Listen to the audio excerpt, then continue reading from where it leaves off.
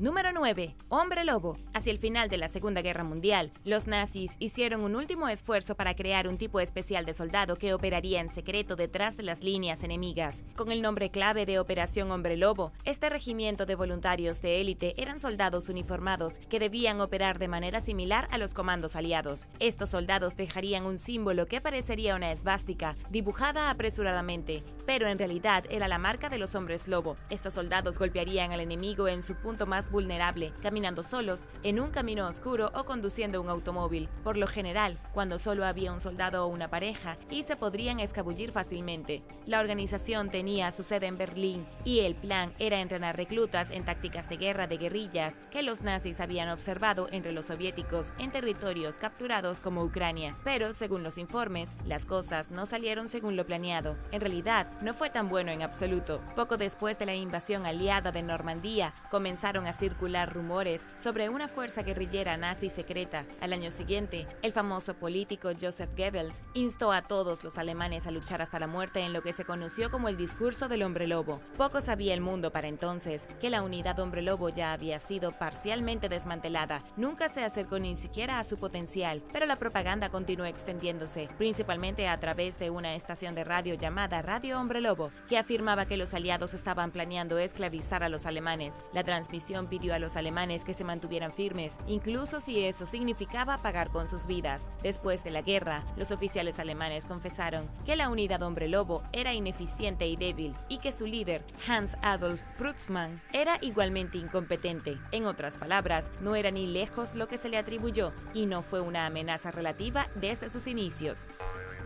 Número 8. FP-45 Libertador. Poco después de que los Estados Unidos entraran en la Segunda Guerra Mundial a finales de 1941, los funcionarios de inteligencia militar comenzaron a pensar en formas de ayudar a combatientes de la resistencia en los países ocupados por las fuerzas del eje. A un experto militar polaco se le ocurrió la idea de distribuir una pistola en esos territorios, y el Comité Conjunto de Guerra Psicológica del Ejército de los Estados Unidos se encargó de llevar a cabo el proyecto. Se les ocurrió el nombre de la FP-45 Libertador, una pistola Derringer de un solo disparo diseñada por George Hyde, un maquinista y diseñador de armas estadounidenses de Dayton, Ohio. General Motors fabricó silenciosamente 1.000.000 de FP-45 con el nombre clave Flare Projector calibre 45 para evitar que el público se diera cuenta de que se estaba produciendo una pistola en masa. Incluso, las partes de los dibujos tenían nombres en clave para que nadie pudiera decir realmente de qué se trataba. Era un arma torpe, pero nunca fue pensada para su uso en primera línea y nunca se distribuyó a las tropas aliadas. El objetivo principal era dejarla caer en masa detrás de las líneas enemigas como arma insurgente. Estaba pensada como una pistola rápida y conveniente para que un luchador de la resistencia la recogiera, disparara a los miembros de la fuerza de ocupación y luego tomara las mejores armas de sus enemigos que tenían a mano. La FP-45 también fue valorada como una herramienta de guerra psicológica. Sus desarrolladores creían que ver muchas de ellas caer en territorios ocupados harían que la moral de las fuerzas del eje se desplomara, pero no todos los funcionarios militares estaban a bordo del proyecto, incluidos los generales Dwight Eisenhower, Joseph Stilwell y Douglas MacArthur. En realidad, se distribuyeron menos de 25.000 del medio millón de FP-45 que se enviaron a Gran Bretaña para la resistencia francesa. El resto finalmente se fundió para obtener chatarra o se arrojó al mar. Debido a que la actividad insurgente rara vez se documentó, es imposible saber si la FP-45 se utilizó para el propósito provisto y, de ser así, en qué medida.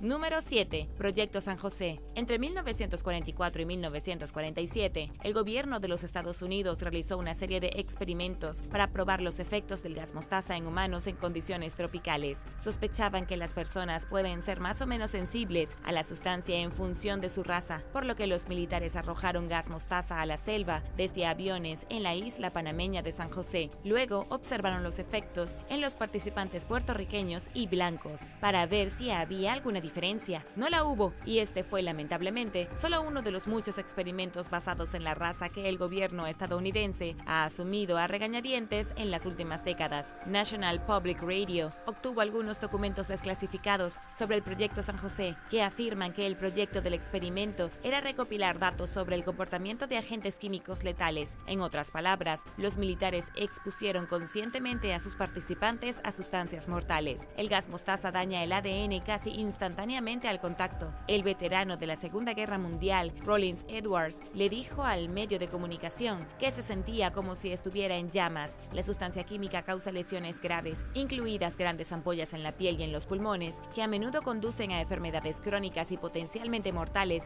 como enfisema, cáncer de piel y leucemia. El proyecto San José y otros proyectos con gas mostaza se llevaron a cabo durante la Segunda Guerra Mundial y fue un total secreto. No se incluyeron en los registros militares de los soldados y los funcionarios federales no admitieron las horribles pruebas hasta 1991. Mientras tanto, el gobierno está acusado de ignorar las solicitudes de registros públicos y estudios académicos sobre el tema. Para empeorar las cosas, el Pentágono afirmó durante años que todas las armas químicas en San José habían sido limpiadas y que no quedaba ninguna. Funcionarios panameños demostraron que se trataba de una gran mentira en 2001, cuando anunciaron que habían encontrado 7 armas químicas intactas en la isla, y las autoridades sospechan que hubo muchas más. El gobierno de los Estados Unidos finalmente acordó en 2017 limpiar su desastre de décadas.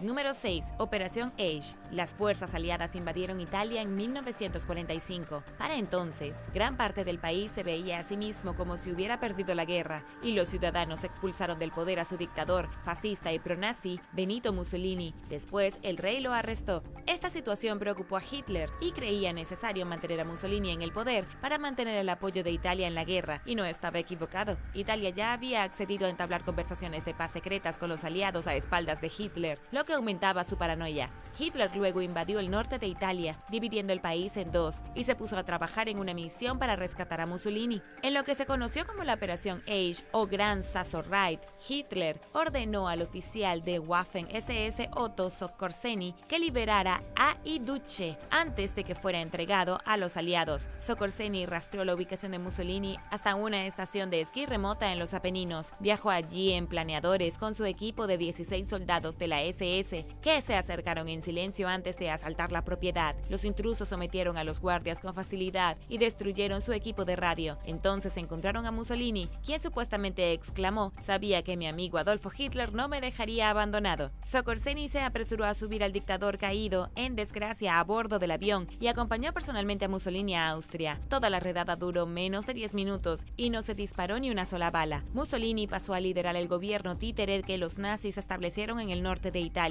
A principios de 1945, se dio cuenta de que los aliados estaban ganando terreno en la península italiana. Sin querer caer en manos estadounidenses o británicas o ser juzgado como criminal de guerra en su propio país, Mussolini y su amante Clara Petacci intentaron huir a la neutral Suiza. En la frontera se encontraron con fuerzas partidistas que mataron a tiros a la pareja y los convirtieron en un ejemplo al mostrar públicamente sus cuerpos en Milán.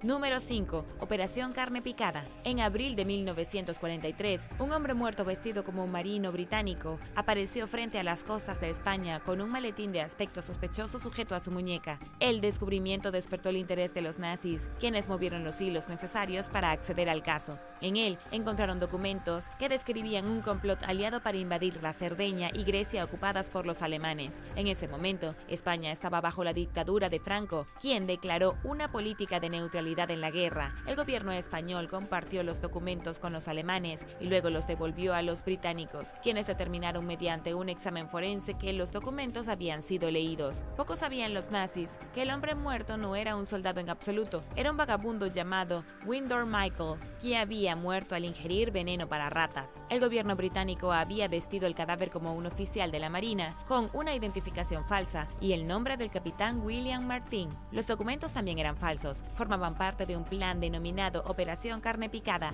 que pretendía engañar a los nazis haciéndoles creer que habían obtenido información valiosa. Un submarino británico depositó los restos del mensajero ficticio y el papeleo falso en el Mediterráneo y esperó a que se desarrollara la misión. Y funcionó de maravilla. Los nazis no solo creían que habían conseguido información crucial, sino que pensaban que lo habían hecho sin que los británicos se dieran cuenta. Hitler envió divisiones de tanques y otras fuerzas a Grecia en previsión del ataque. Mientras tanto, alrededor de 160.000 tropas tropas aliadas invadieron Sicilia, donde no se habían enviado refuerzos. Cogieron a los alemanes completamente desprevenidos. ¿Crees que fue una buena idea? ¿Habrías hecho esto si fueras un espía? Déjame saberlo abajo en los comentarios. Y ahora el número 4. Pero primero quería darles un gran saludo a todos por ver el canal. Muchas gracias. Y si eres nuevo por aquí, también asegúrate de suscribirte y hacer clic en la campanilla de notificaciones, así no te perderás los próximos videos. Número 4. Operación Grave.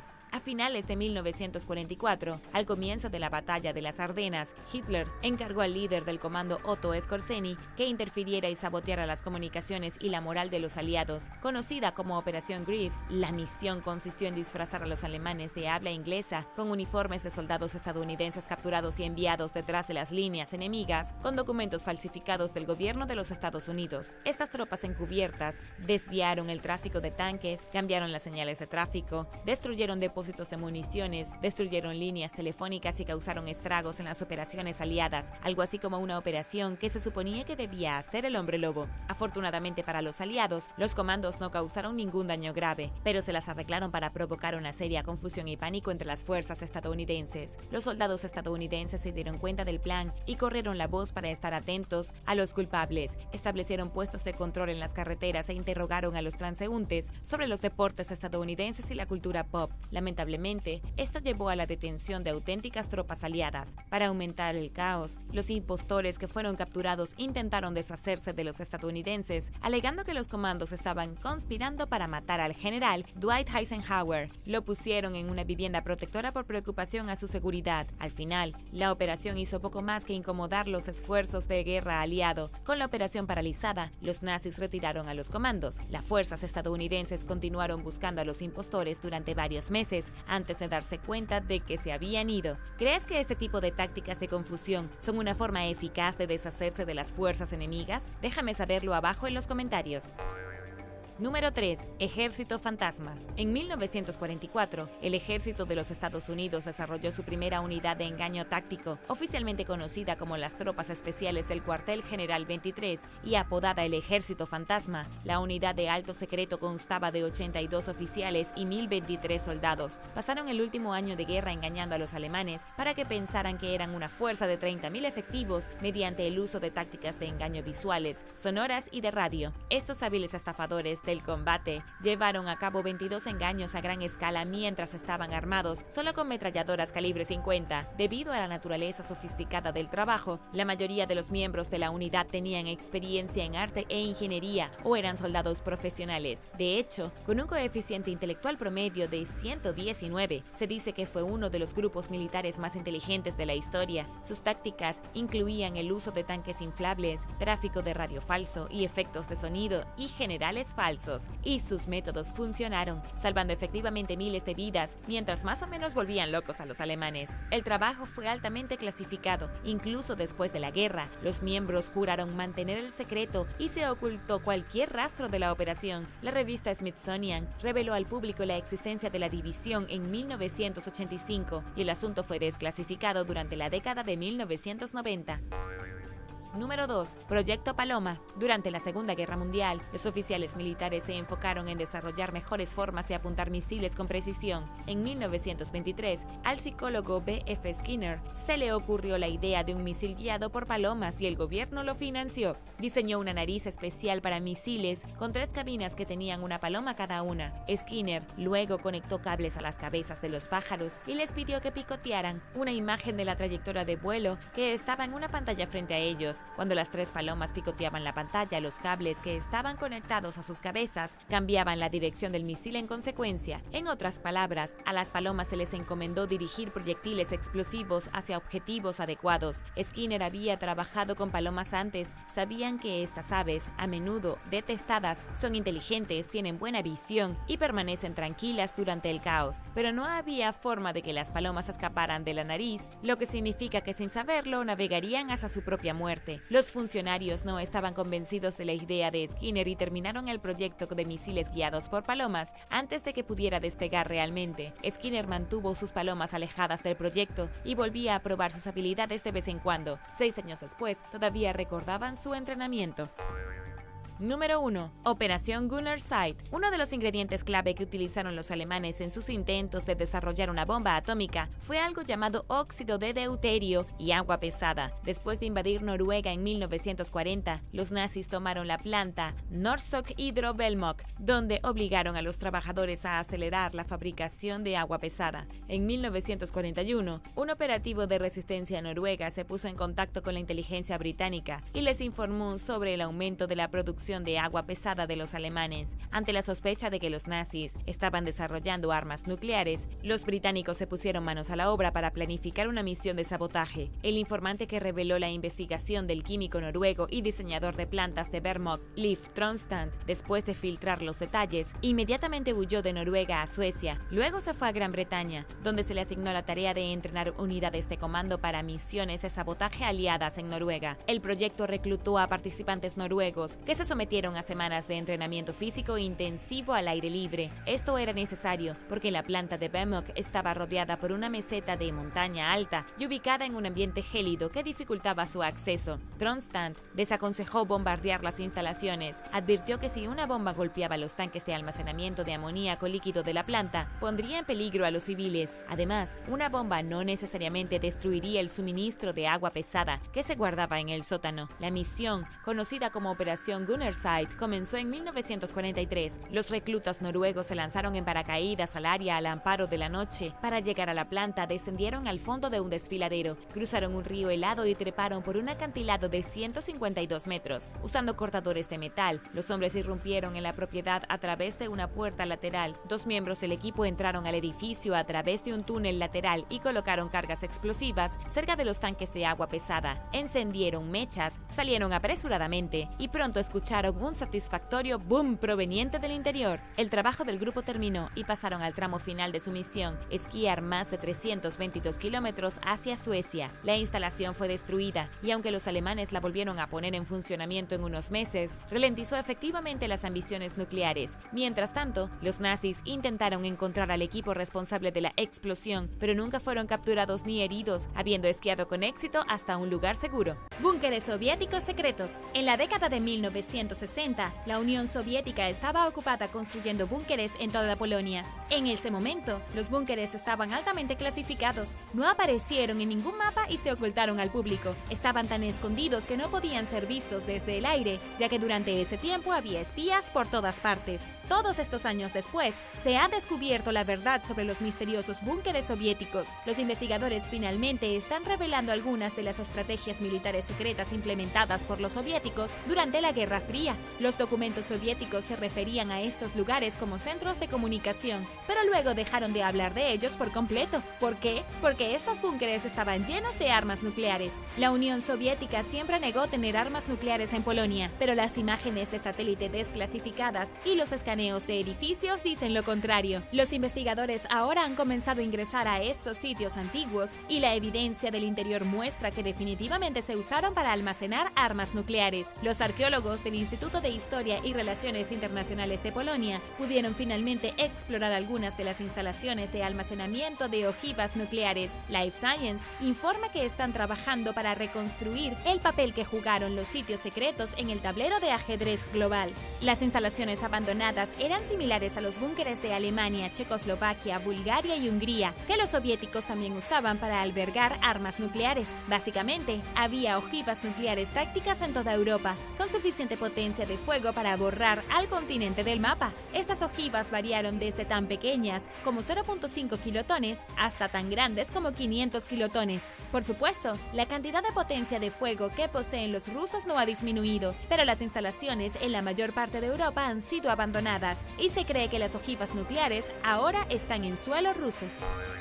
Número 9. La corona de espinas. Cuando Notre Dame se incendió en París, los bomberos lucharon por salvar algunos de los artefactos más preciados que se encuentran dentro de la icónica catedral. Notre Dame es el hogar de muchas reliquias religiosas reunidas a lo largo de los siglos. Se considera que uno de los artefactos es la corona de espinas, un artefacto hecho con la misma corona de espinas que usó Jesucristo cuando fue colgado en la cruz. La reliquia fue supuestamente adquirida por el rey Luis IX en 1230 1738 y se mantuvo dentro de Notre Dame desde la Revolución Francesa. Pero por supuesto, el misterio de la corona de espinas sobre cuán auténtica es, existe, porque ¿cómo llegó el rey francés a tener en sus manos la reliquia de la Judea del siglo I?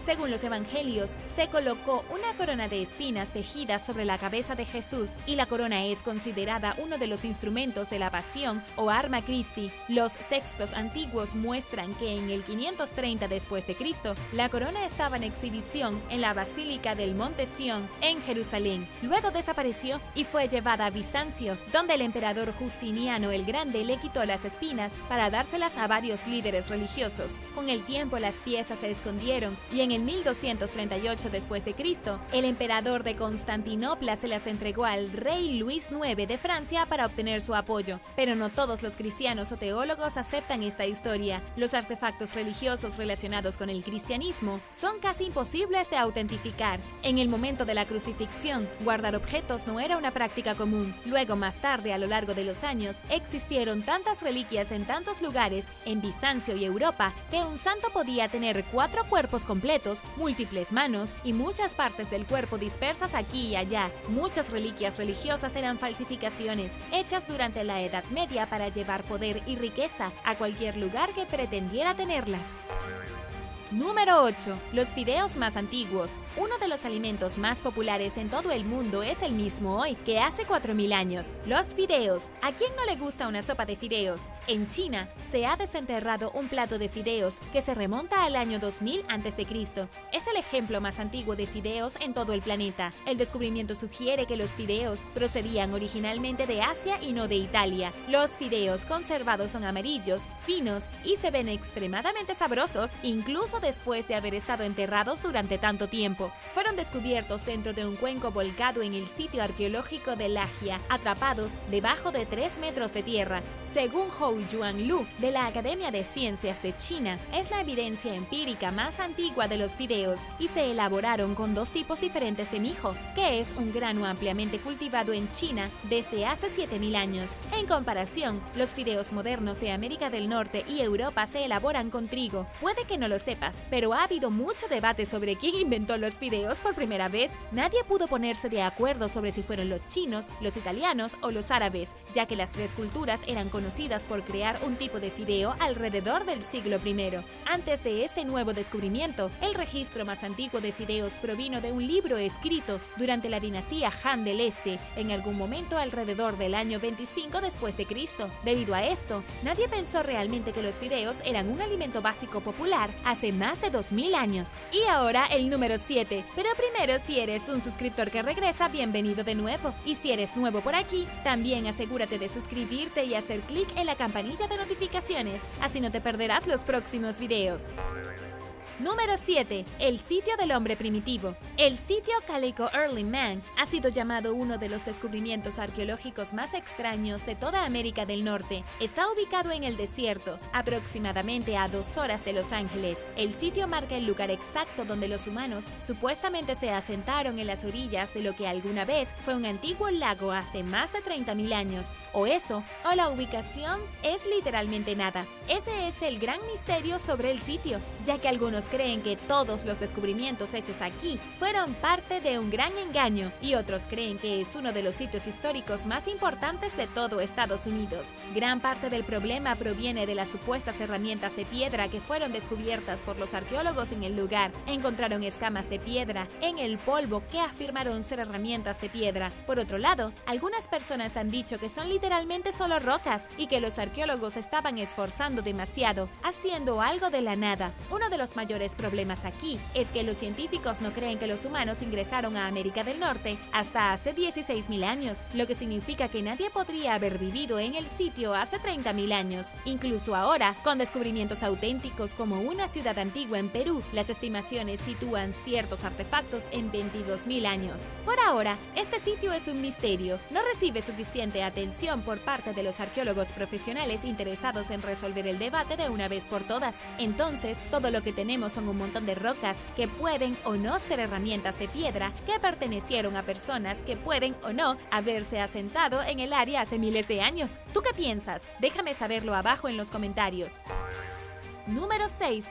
círculo fantasma extragaláctico. Los científicos han descubierto algo conocido como círculo fantasma en el espacio intergaláctico. También se conoce como círculo de radio o burbuja espacial. Los investigadores dicen que el descubrimiento de esta nueva mancha espacial está agregando datos más importantes a los que ya saben sobre las cosas misteriosas que creen que están relacionadas con las galaxias. Los círculos fantasma extragalácticos solo se descubrieron en 2019. Fueron encontrados por científicos que trabajan en el Australian Square Kilometre Array Pathfinder, uno de los radiotelescopios más sensibles de todo el planeta. Los círculos están compuestos por una luz tenue que se transmite como longitudes de onda de radio. Las manchas fantasmales son más brillantes alrededor de sus bordes, como si fueran burbujas, pero los científicos no pueden averiguar qué son estas cosas. No sabe qué tan lejos está el círculo fantasma, qué tan grande es en el espacio y qué podría haberlo creado. Una de las teorías predominantes es que los círculos fantasmas están hechos de una onda expansiva gigante que ocurre en el centro de una radiogalaxia, pero la ola sería verdaderamente gigantesca, o probablemente producida por algo así como dos agujeros negros supermasivos que se estrellarían juntos.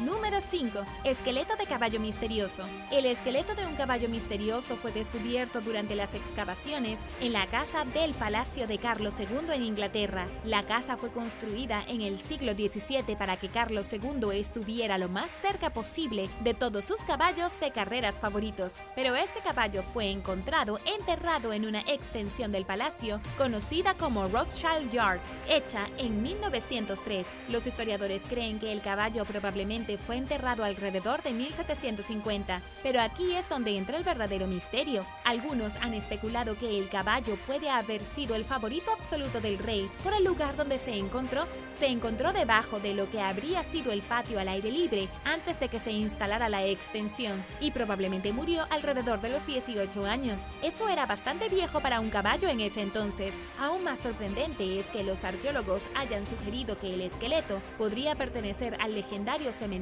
Dr. Syntax, que vivió en el siglo XIX y cuyo cuerpo nunca se ha encontrado. El problema es señalar el año de la muerte. Cerca del esqueleto se encontraron fragmentos de cerámica que datan de la década de 1750, lo que sugiere que fue cuando murió el caballo, pero podría haber muerto hace tan solo 100 años. Nadie está realmente seguro, y su cráneo fue encontrado destrozado, lo que significa que no pueden determinar la causa de la muerte. Aunque el análisis inicial sugirió que el caballo pudo haber sido puesto a dormir humanamente, luego su cráneo fue aplastado después de ser enterrado.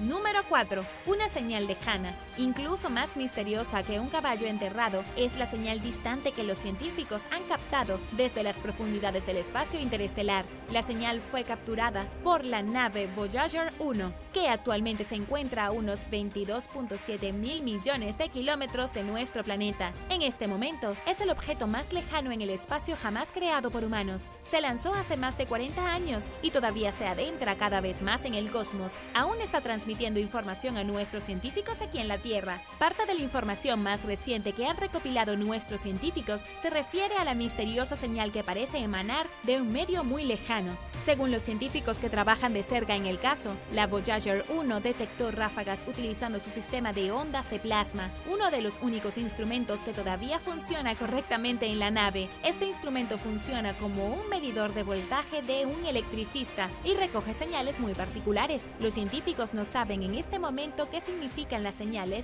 o quién o qué las envía, pero definitivamente las envía a alguien. Podría ser sensible, podría ser algún tipo de fenómeno desconocido. Simplemente no hay forma de que los científicos identifiquen la fuente de la misteriosa señal. Número 3. Criaturas en la Antártida. Los buzos en la Antártida hicieron un descubrimiento muy misterioso cuando encontraron criaturas marinas gigantes que evolucionaron en las profundidades del hielo antártico. Como ya sabrás, hay alrededor de 1000 investigadores que viven en la Antártida durante todo el año, monitoreando cosas como el cambio climático y realizando diferentes experimentos. Uno de los experimentos recientes fue intentar documentar un sistema que se esconde debajo del continente helado. Lo que encontraron fue un ecosistema cerrado que no había sido tocado por la luz del mundo exterior en milenios. Se esperaban algunas de las criaturas que encontraron bajo el hielo. Encontraron estrellas de mar y erizos, pero también encontraron bestias mucho más grandes de lo que habían anticipado. Encontraron una araña de mar gigante mucho más grande que las otras arañas de mar que viven en aguas más cálidas. Los científicos pensaron que las arañas marinas debieron haber evolucionado de manera diferente debido al aislamiento, quizás ralentizando su metabolismo debido al agua fría, que en realidad les permite crecer mucho más y vivir vidas más largas. Pero a pesar de la variedad de criaturas interesantes que viven literalmente debajo de la Antártida, sigue siendo un ecosistema hostil. Estas criaturas siempre tienen hambre y deben luchar para seguir viviendo. Hasta la última criatura es un depredador voraz, incluidas las anémonas, que se alimentan de cualquier medusa que se acerque demasiado al fondo. Número 2. Licor antiguo. Algunos de los licores más antiguos del mundo se han encontrado dentro de una antigua tumba en China. Los arqueólogos que trabajan en la provincia de Henan estaban dentro de una tumba que databa de la dinastía Han Occidental, entre el 202 a.C.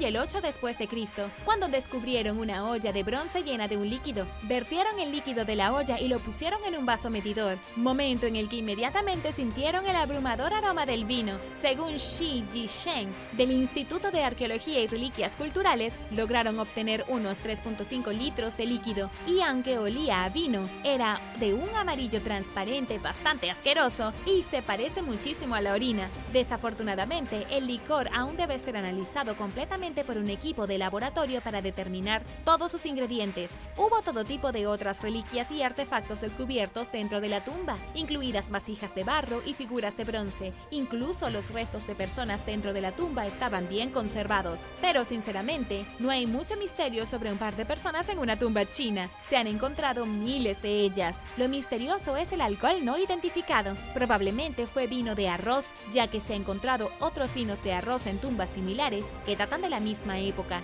Este tipo de licor se hacía generalmente con arroz y se usaba principalmente en sacrificios rituales y ceremonias religiosas en toda China. El alcohol era visto como algo tan poderoso en ese entonces que casi era mágico. Se guardaba en vasijas de bronce y se usaba solo en ocasiones especiales. ¿Te atreverías a beber licor de 2000 años? Déjame saberlo abajo en los comentarios.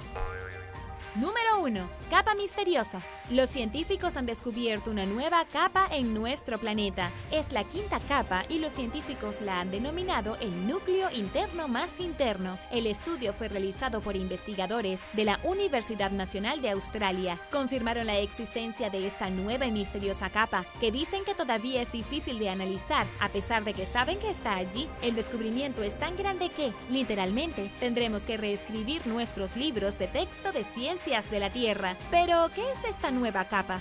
Lo que sabemos hasta ahora es que el núcleo interno constituye solo el 1% del volumen total de nuestro planeta y tiene una temperatura constante de más de 4.982 grados centígrados. Sin embargo, la nueva capa sería aún más pequeña, medida dentro del núcleo interno, con un radio potencial de alrededor de 400 metros. Pero en realidad no sabemos de qué está hecha la capa. Definitivamente es sólida y seguramente tiene una densidad diferente a la del núcleo interno normal, pero hasta que realicen más estudios, el misterio del núcleo más interno no se revelará. Y para ser honesta, probablemente no se verá que se mencione en ningún libro de texto en un futuro próximo. Este tipo de cosas requieren décadas de investigación para confirmarlas de manera indiscutible. Bagre que habla. Originario de la cuenca del río Amazonas, el Megalodoras uranoscopus se encuentra típicamente en afluentes, arroyos y pantanos. Su patrón único de color negro y amarillo lo hace destacar mucho en comparación con otros tipos de bagre y casi ni siquiera parece real. Tal vez no sea la especie de pez más hermosa de la Tierra, pero es bastante extraño. Pero,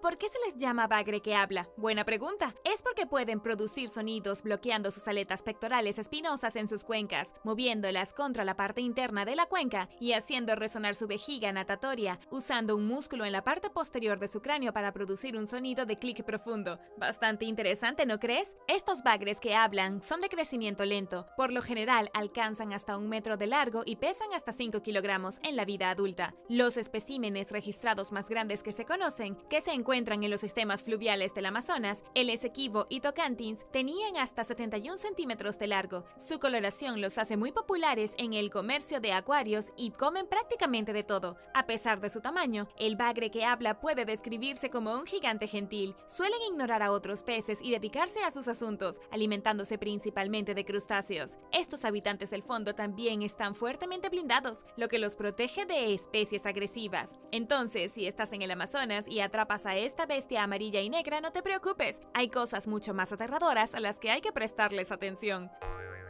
Número 9. Bestia de mar. Mientras pescaba en la provincia de Krabi, al sur de Tailandia a finales del año pasado, Desha Srishai, de 41 años, capturó una criatura espeluznante con 20 patas largas de color negro azabache, lo que hizo que lanzara su red con horror. A primera vista pensó que el espécimen era una ramita, pero cuando lo vio moverse entró en pánico. Como nunca antes había visto algo así, Desha le dijo a la prensa que estaba tan aterrorizado que consideró quemar a la criatura parecida a un extraterrestre, pero sacó su teléfono y lo filmó con la esperanza de recibir ayuda para identificarlo. O sea, cálmate bien. ¿Por qué verías algo y enseguida pensarías en quemarlo? Después del impacto inicial desapareció. Desha reconsideró su impulso inicial de matar a la extraña forma de vida y usó un palo para empujarlo de regreso al río desde una distancia segura. Sus amigos le dijeron que probablemente era una Colombometra perspinosa, una especie marina que habita en el fondo y que puede hacer crecer tentáculos cortados, al igual que sus parientes del grupo de animales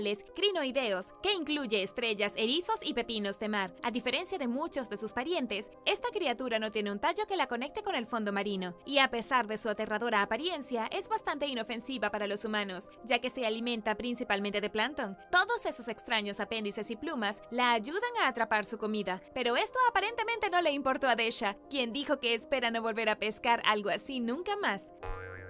Número 8. Quimera de nariz larga. Gary Goodyear, un pescador de Terranova y labrador, se sorprendió por completo el año pasado cuando su tripulación capturó un espécimen que no reconoció mientras pescaba en la bahía de Bonavista. Arrastrado en la red de arrastre del barco desde más de 800 metros por debajo de la superficie del agua, el pez muerto de casi 1 metro de largo tenía una nariz de goma y apéndices en forma de alas. Según Goodyear, era la criatura más extraña que había visto en su carrera. El pescador perplejo publicó fotos de la criatura en Facebook con la esperanza de que alguien pudiera identificarla y finalmente determinó que probablemente era una quimera de nariz larga. En relación con los tiburones y las rayas, hay 8 especies conocidas de quimeras. Estos antiguos peces cartilaginosos que habitan en las profundidades se encuentran típicamente entre 200 y 1000 metros bajo el agua y rara vez son vistos o capturados por humanos. Las quimeras de nariz larga tienen un hocico largo y puntiagudo y ojos verde neón, lo que les da una apariencia monstruosa, según Caroline Meary, bióloga marina del Departamento de Pesca y Océanos de Terranova y Labrador. Goodyear también se alegró de que nada malo le sucediera ni a él ni a su tripulación mientras manipulaban al pez. Sin darse cuenta de que la especie tiene una columna vertebral venenosa, nadie pensó 2 veces antes de tocarla con sus propias manos. Meary explicó que el pez que Goodyear capturó accidentalmente probablemente murió mientras lo arrastraban a la superficie debido a los cambios de presión de agua y tuvo de acuerdo en que Goodyear y su tripulación tuvieron suerte en que el pez estuviera muerto, porque podría haber causado lesiones graves al agitarse si hubiera salido con vida. Número 7. Anguila lobo. Después de pasar 45 minutos luchando con su hilo de pescar a principios de este año, el pescador Nate Isaac se tambaleó en lo que los usuarios de las redes sociales describieron como un monstruo marino de la vida real, mientras pescaba en el mar de Bering frente a la costa de Akutan en Alaska. Con una boca abierta y una mandíbula gigantesca equipada con dientes afilados como navajas, la enorme criatura de aspecto prehistórico de hecho parecía algo de la peor pesadilla de alguien o incluso de otro planeta. Si bien la vista del espeluznante espécimen fue la primera vez para muchos, Isaac dijo que ya lo había visto antes. Sabiendo por experiencia pasada que muerden muy fuerte, él y su tripulación fueron extremadamente cautelosos en su manejo. Las fotos que publicó en las redes sociales muestran que el pez de aspecto demoníaco medía alrededor de la mitad de su altura. Identificada como una anguila lobo, la especie en realidad puede crecer mucho más que la que capturó Isaac, alcanzando hasta 2.1 metros de largo y pesando hasta 19 kilogramos. Estas criaturas hogareñas acechan en todo el Pacífico Norte, donde usan sus poderosas mandíbulas para aplastar a sus presas y aparearse de por vida en parejas monógamas. Isaac devuelve al agua todo lo que atrapa y el monstruo marino de la vida real no fue la excepción. ¿Te gusta ir a pescar? ¿Alguna vez has encontrado un animal extraño en el agua? Déjame saberlo abajo en los comentarios. Y también quería darles un gran saludo. Muchas gracias por pasar tiempo con nosotros y apoyar al canal. Y si tú eres nuevo por aquí, aquí, también asegúrate de suscribirte y hacer clic en la campanilla de notificaciones, así no te perderás los próximos videos.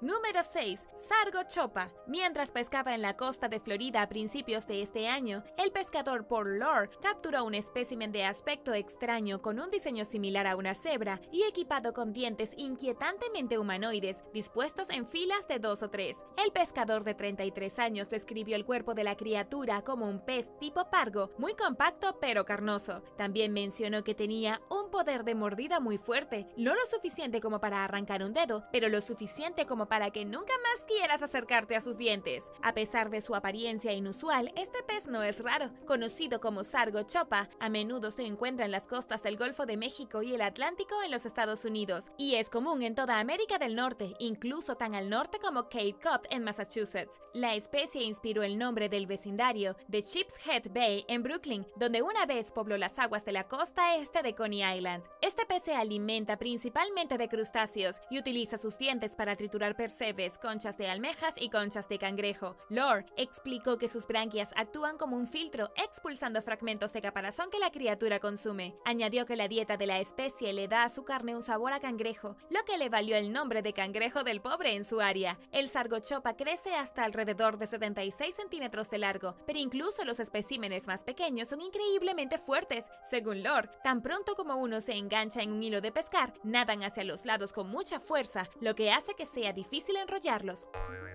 Número 5. Camarón mantis. Durante lo que se suponía que iba a ser un viaje de pesca ordinario en Fort Pierce, en Florida, el pescador Steve Bargeron miró sorprendido y divertido como una pareja cercana capturó lo que describió como una criatura alienígena, que parecía un cruce de gran tamaño entre una langosta y un camarón. Tomó algunas fotos del animal antes de que la pareja, que no tenía ningún interés en quedarse con la criatura, lo arrojara de nuevo al agua. El hombre pasó las imágenes a la Comisión de Conservación de Vida Silvestre y Pesca de Florida, que publicó las imágenes en su página de Facebook. Ray Caldwell, profesor de biología integrativa de la Universidad de California, identificó instantáneamente a la criatura como un camarón mantis, también conocido como estomatópodo. La criatura es bastante común en las aguas de Florida. La gente simplemente no los ve muy a menudo porque rara vez emergen de sus madrigueras en el lecho marino, lo que hace que la captura sea única por derecho propio. Hablando con Life Science, Caldwell explicó que la especie está equipada con garras prominentes que usa para apuñalar y aplastar a sus presas. Dependiendo de la especie, el camarón mantis puede vivir hasta 30 años y crecer hasta 30.5 centímetros de largo. Bargeron había afirmado que el espécimen del que presenció la captura medía alrededor de 46 centímetros de largo, pero admitió que no lo midió. Caldwell dijo que esto era poco probable, pero que era muy posible que la criatura pareciera mucho más grande en las imágenes o porque sus garras estaban extendidas.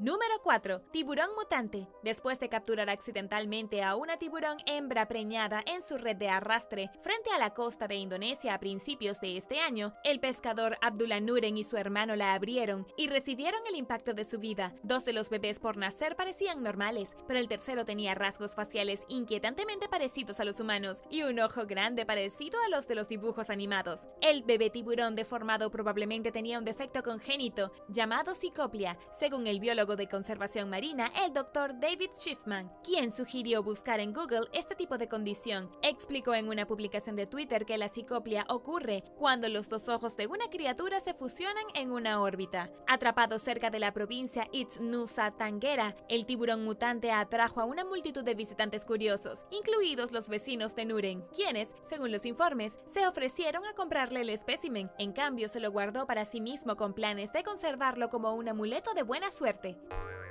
Número 3. Monstruo sin ojos. Australia no tiene escasez de vida salvaje extraña, pero de vez en cuando una especie se destaca como aún más extraña que el resto. Este fue ciertamente el caso a principios de 2019, cuando un grupo de pescadores presenció la captura de un espécimen sin ojos con dientes afilados en el aislado río Mary cerca del Parque Nacional Kakadu, en el territorio del norte de Australia. T. Hodgkin, quien capturó al extraño pez, describió la criatura de 15 centímetros de largo como un pez de de cabeza realmente extraña de color marrón violeta en una entrevista con ABC Australia y agregó que le recordaba a la película de terror de 1979, durante la cual una monstruosidad espantosa sale del estómago de la actriz Sigourney Weaver. Además de lo extraño de la situación, el pez, según se informa, no se movió en absoluto mientras lo manipulaban. Resultó que la criatura no era un extraterrestre, sino un miembro de un grupo llamado el Gobies o Worm Gobies. Hablando con Daily Mail, el experto en identificación de peces Morgan Grant explicó que hay varias especies presentes en los estuarios de agua dulce y salobre en Australia y que tienen ojos poco desarrollados que a menudo están cubiertos de piel porque la vista es esencialmente inútil en aguas turbias. Esto obliga a los animales marinos a depender principalmente de su sentido del tacto para atrapar las presas. Agregó que los peces tienen dientes extremadamente afilados y poderosos para compensar lo que les falta de vista.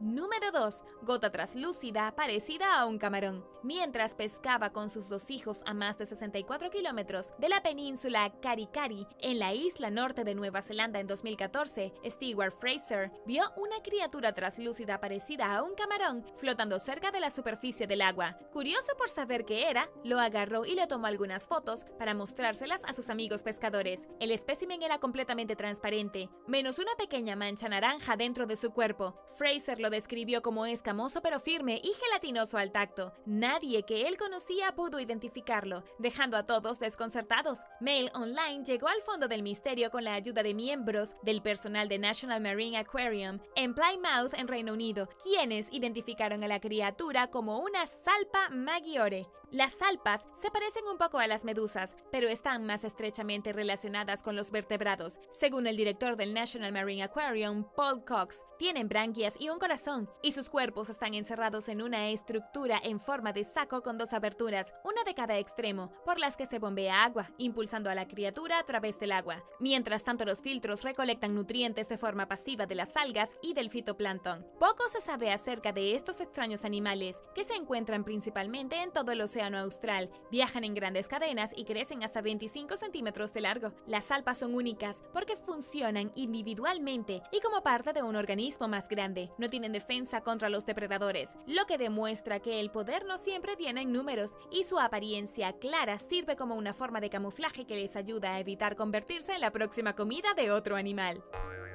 Número 1. Fósil viviente. En 2007, el pescador indonesio Justinus Lahama y su hijo capturaron un pez de aspecto antiguo en las aguas del norte de Sulawesi. Se llevaron a casa la criatura de 1.3 metros de largo y 51 kilogramos y la mantuvieron allí hasta que un vecino les dijo que era una especie rara, lo que llevó a la pareja a devolverla al mar. Desafortunadamente, el pez murió después de pasar 17 horas en una piscina de cuarentena. Fue identificado como un celacanto, una especie prehistórica que apareció por primera vez en el registro fósil hace unos 350 millones de años y que los científicos creyeron durante mucho tiempo que se extinguió junto con los dinosaurios hace unos 65 millones de años. Esta criatura dio un vuelco en 1938 cuando se descubrió un espécimen vivo en la costa este de Sudáfrica. Hoy en día solo hay 2 especies de celacanto conocidas y ambas pueden vivir 60 años o más, pueden crecer más de 2 metros de largo y pesar alrededor de 90 kilogramos. El pez que capturó Lahama fue solo el segundo celacanto capturado en Asia. El primero fue capturado en 1998, también frente a la costa norte de Sulawesi. Los científicos estaban perplejos por esto y por el hecho de que la captura de Lahama sobrevivió durante 17 horas, ya que se entiende comúnmente que los celacantos solo pueden sobrevivir hasta 2 horas fuera de su hábitat. Pero no es de extrañar que no sepamos muchas cosas sobre estos peces, teniendo en cuenta el hecho de que desconocíamos su existencia hasta hace relativamente muy poco. Entierros extraños. En septiembre de 2016, un equipo de arqueólogos que trabajaba en el cementerio de Bestasheni, en el sureste de Georgia, descubrió 16 tumbas extrañas que datan de las edades de bronce tardío y del hierro temprano, la mayoría de las cuales estaban cubiertas con losas de piedra y un montículo de piedra o tierra. Entre los entierros más interesantes se encuentra el de una pareja, que fueron enterrados sin sus cabezas, según el arqueólogo Jacek Hamburg, quien dirigió algunas de las excavaciones. Él dijo que la mujer tenía tenía 2 flechas de bronce alojadas en su cuerpo, una en su pierna y otra en sus costillas, cerca de su corazón, lo que pudo haber causado su muerte. Tenía solo 17 a 25 años cuando murió, y el hombre enterrado a su lado tenía entre 19 y 25 años. La pareja fue colocada sobre su lado derecho y en posición fetal, con una daga de hierro, una tira de bronce cubierta de diseños geométricos y una colección de vasijas de cerámica. Otro entierro contenía solo una cabeza de una mujer, junto con otros ajuares funerarios. Tenía entre 17 y 25 años cuando murió, y su cráneo estaba rodeado de collares, vasijas y varios objetos metálicos.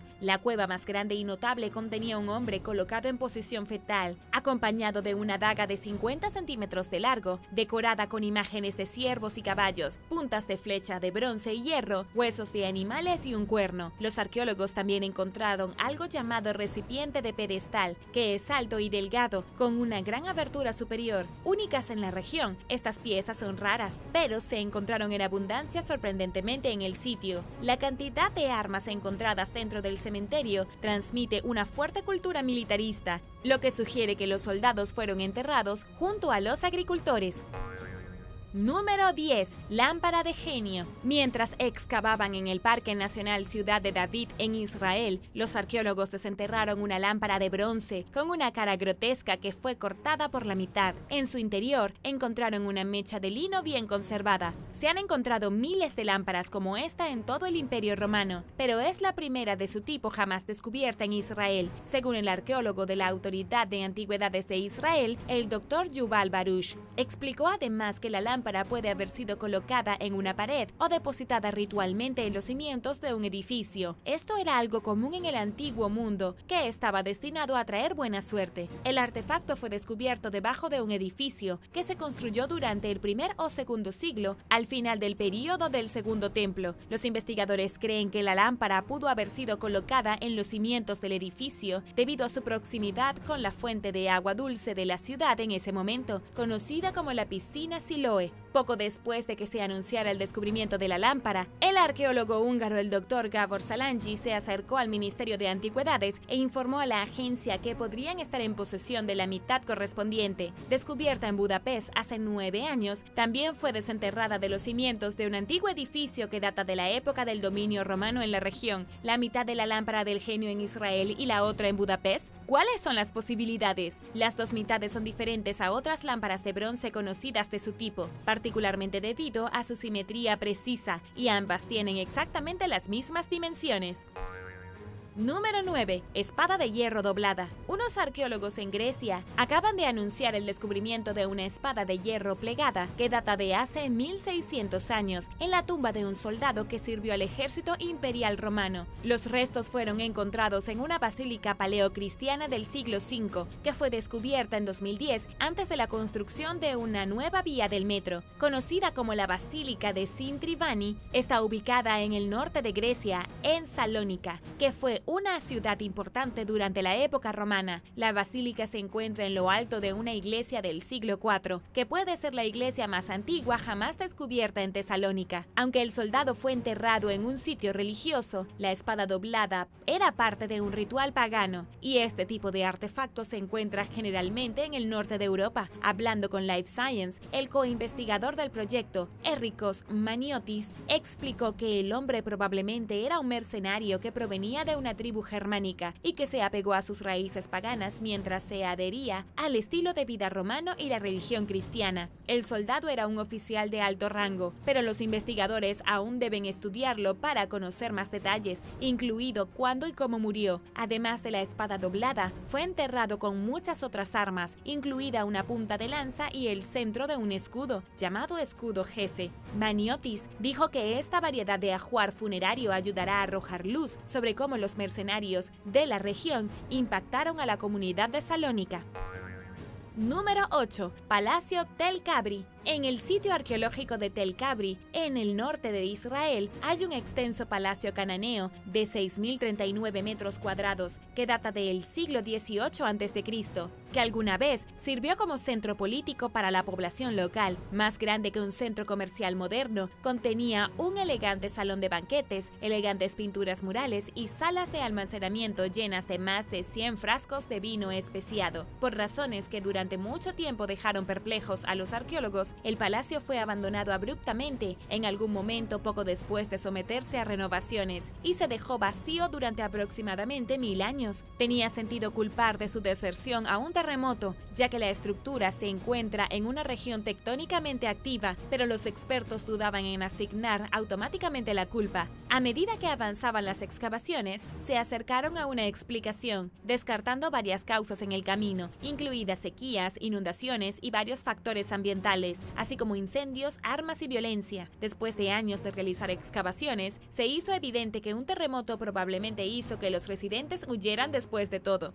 Lo que al principio parecía ser una trinchera moderna deliberadamente cortada que atravesaba el palacio, resultó ser un daño por terremoto. Otros descubrimientos, que incluyen paredes desplazadas y pisos ondulados llenos de marcas y otros daños que parecen haber sido causados por la caída de objetos, se suman a la creencia recientemente establecida de que el palacio se perdió a causa de un terremoto. Los sedimentos que cubren el piso cuentan la historia de un evento destructivo repentino, en lugar de la descomposición que ocurrió con el tiempo. Esta probabilidad es potencialmente preocupante para los residentes modernos de la zona, que viven a lo largo de una falla que no se considera activa, pero que en realidad podría estarlo si hubiera sido el culpable del abandono del palacio. Y ahora el número 7. Pero primero, si eres un suscriptor que regresa, bienvenido de nuevo. Y si eres nuevo por aquí, también asegúrate de suscribirte y hacer clic en la campanilla de notificaciones, así no te perderás los próximos videos.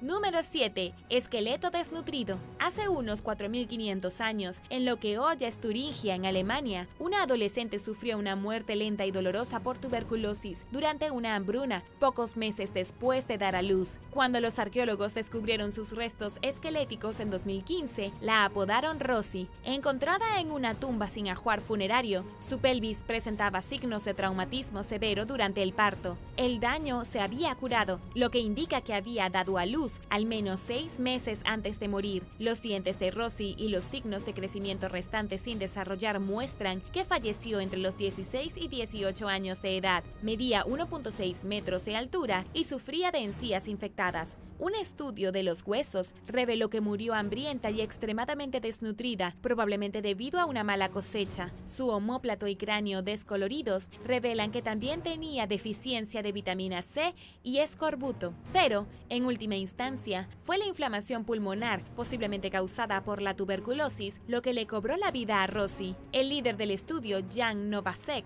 dijo que los restos de la joven probablemente reflejen las circunstancias de la población en el valle del río Ilm en general, y que solo los fuertes probablemente sobrevivieron cuando la gente sucumbió al hambre y los resfriados.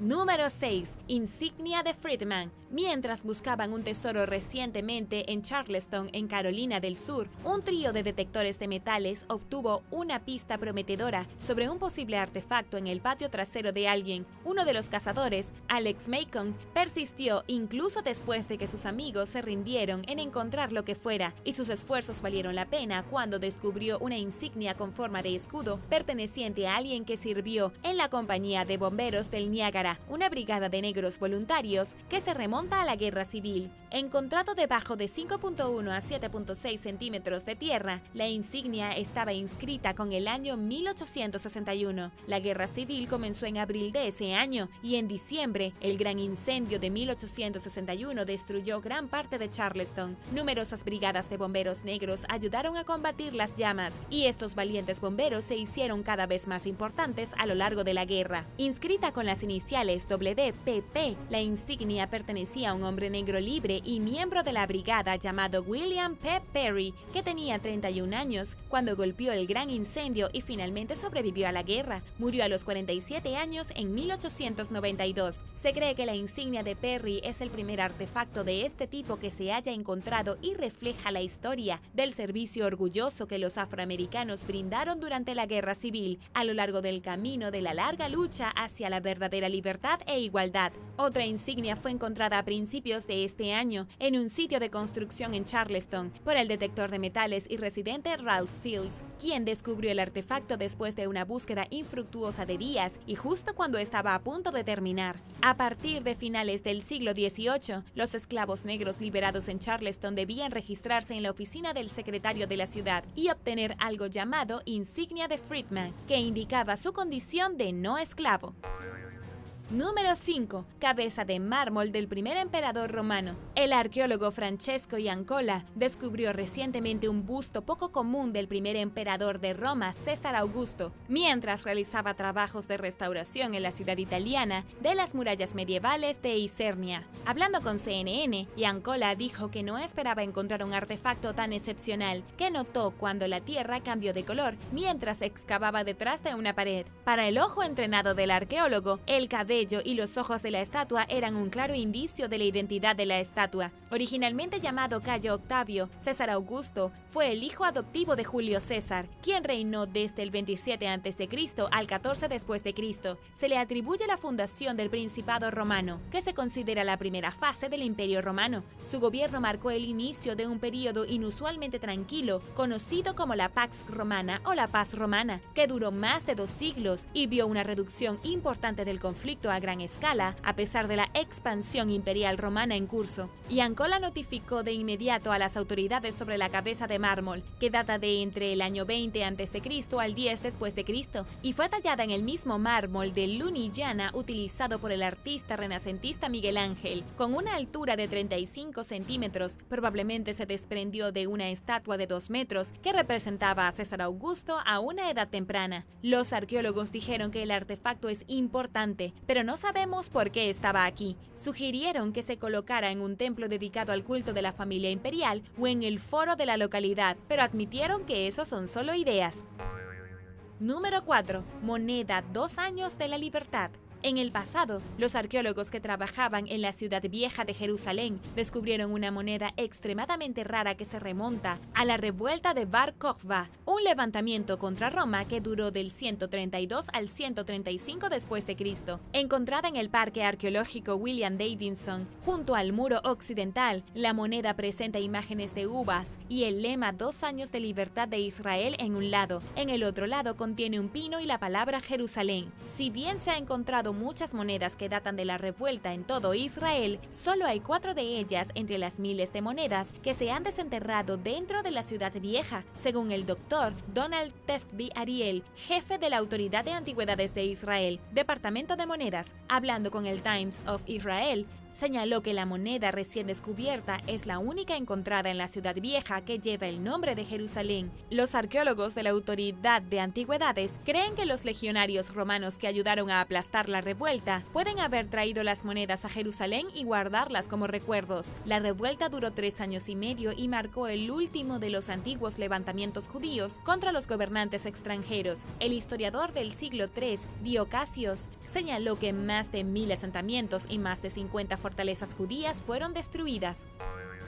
Número 3. Tesoro de la Edad de Bronce. Recientemente, en el oeste de Suecia, un cartógrafo llamado Thomas Carson se topó con lo que primero pensó que era una lámpara colocada en el suelo del bosque. Resultó ser un gran tesoro nórdico de la Edad de Bronce que contenía collares, tobilleras, alfileres de ropa y otros artefactos raros. La colección, que data de aproximadamente 2500 años hasta algún momento entre 1100 y 500 a.C., está tan notablemente bien conservado que los expertos asumieron por primera vez que los artículos eran copias, pero los objetos resultaron ser auténticos después de todo. Probablemente pertenecían a mujeres de alto estatus como muestra de riqueza y posición social, y se depositaban ritualmente como una ofrenda a un dios o dioses o una inmersión de la vida después de la muerte. El tesoro contiene alrededor de 50 artículos y descubrimientos como este rara vez se hacen en el bosque, porque los pueblos antiguos generalmente dejaban utilizaban este tipo de ofrendas en los humedales y ríos. Parece como si los animales perturbaran el suelo cerca de los objetos, haciéndolos visibles para Carson. Se le pidió que informara del hallazgo según la ley sueca, y si recibirá o no una recompensa por el fascinante hallazgo depende de la Junta de Patrimonio Nacional de Suecia. Afortunadamente, un incentivo monetario no es importante para Carson, quien dijo que es divertido ser parte de la exploración de la historia. Número 2. Moneda de la época colonial. Hace casi 4 siglos, alguien dejó caer un chelín de plata al suelo dentro del fuerte colonial de Maryland en St. Mary, con el perfil del rey inglés Carlos I. Era una moneda elegante y, al parecer, su propietario nunca la encontró. Los arqueólogos descubrieron el chelín en noviembre pasado, en el primer asentamiento inglés permanente en Maryland. Fue acuñado en 1633 o 1634 en la Ceca Real de la Torre de Londres y puede haber pertenecido a uno de los primeros 150 colonos que llegaron a St. Mary en marzo de 1634, según el arqueólogo jefe del proyecto Travis Parno. El descubrimiento ayudó a confirmar el sitio original del fuerte y la moneda es diferente a cualquier otro chelín que hayan encontrado los arqueólogos. Parno explicó que probablemente pertenecía a una persona con medios económicos, ya que un chelín era relativamente valioso en ese momento. Además de la moneda, se encontraron varios otros artefactos, incluida una antigua medalla católica con 5 santos y una pequeña decoración de aleación de cobre llamada conotín teneante. Número 1. Figurilla de la fertilidad. Durante una excursión familiar en el desierto de Negev, en el norte de Israel, Sif Ben David, de 11 años, encontró una pequeña figura de cerámica que representa a una mujer con el torso desnudo y pañuelos sobre la cabeza y el cuello. Ante la sospecha de que el objeto tendría valor histórico, la madre del niño informó a la Autoridad de Antigüedades de Israel del descubrimiento, que resultó ser un antiguo amuleto destinado a promover la fertilidad o proteger a los niños. Es solo la segunda estatua de este tipo que se ha encontrado en el país, y ambas fueron encontradas en el desierto de Negev. Según los expertos, midiendo menos de 7 centímetros de alto, la estatuilla probablemente se hizo durante los siglos 5 o 6 a.C. Los amuletos de mujeres con el torso desnudo eran comunes a lo largo de varios periodos históricos en Israel y comúnmente se guardaban en los hogares para protección, buena suerte y prosperidad, según una declaración del arqueólogo de la Autoridad de Antigüedades de Israel, Oren Shmueli, y la curadora Debbie Ben-Ami. Los amuletos de buena suerte como estos, así como los dioses de la fertilidad, fueron especialmente importantes durante la antigüedad, cuando la mortalidad infantil era mucho más alta de lo que es ahora, debido a la falta de comprensión de la higiene, la medicina avanzada y el tratamiento de la fertilidad. Actualmente, los expertos están examinando más de cerca la figura, por la cual su descubridor recibió un certificado de reconocimiento. Ben David tendrá suerte y protección a partir de ahora. Gracias por ver el video. ¿Cuál descubrimiento te pareció más fascinante? Déjame saberlo abajo en los comentarios. Y no olvides darle me gusta al video. Asegúrate de suscribirte antes de irte y nos vemos la próxima vez.